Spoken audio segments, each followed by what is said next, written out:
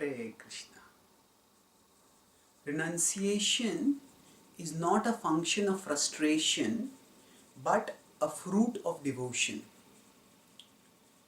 Many people think that renunciation is a function of frustration, that when somebody becomes frustrated with life and is unable to achieve one's goals, a person turns out to be unworthy of achieving things, is not able to study and get good marks, is not able to work or get a good job, is not able to succeed in a career, gets frustrated in a relationship, then that person renounces the world.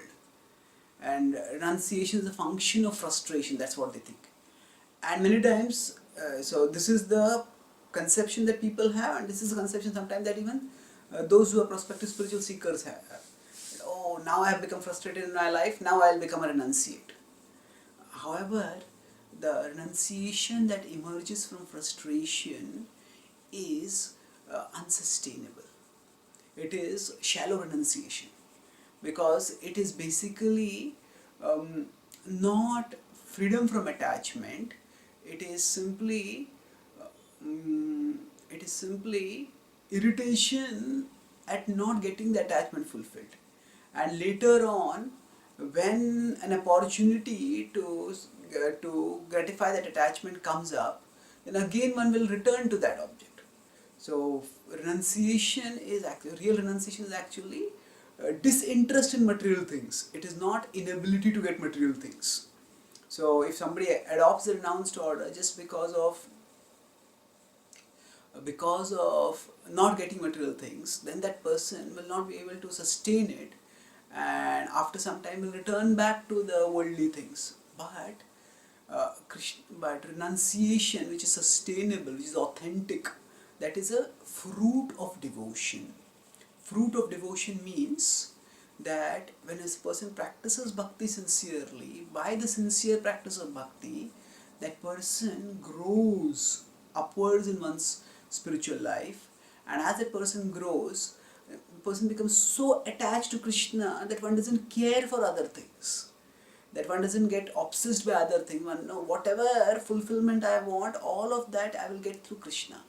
Therefore, I don't need to look to other things for pleasure. And that's how a devotee becomes renounced. A serious spirituals become renounced, not because the things in this world are too difficult to get, and they are not because the devotees have failed to get those things, but because there is something higher, richer to get, and the pursuit of that itself is so fulfilling, so enriching, that there is no need to pursue other things.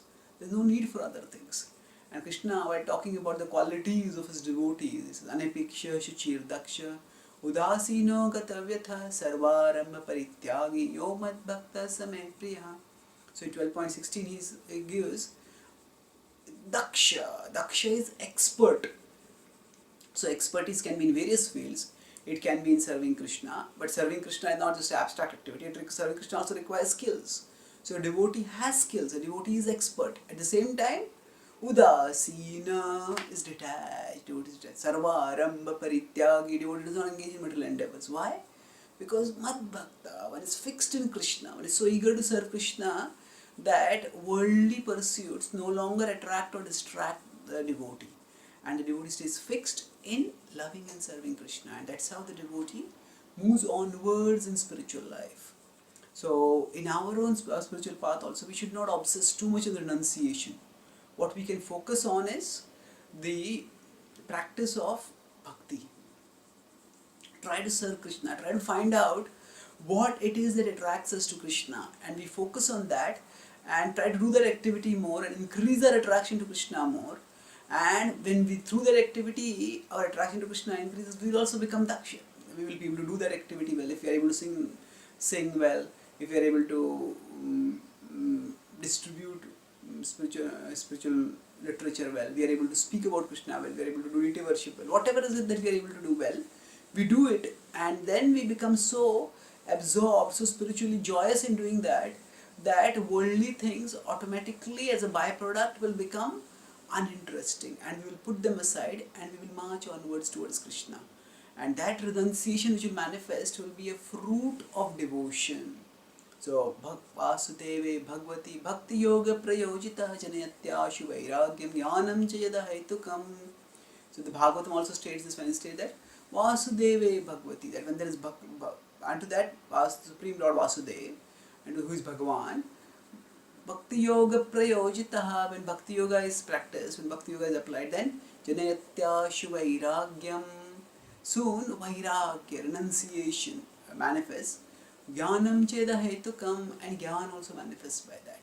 So renunciation, we focus not on striving for renunciation, and we certainly don't see renunciation as a fruit, as a function of frustration, but rather we focus on cultivating devotion and relish renunciation as one of its fruits. Thank you. Hare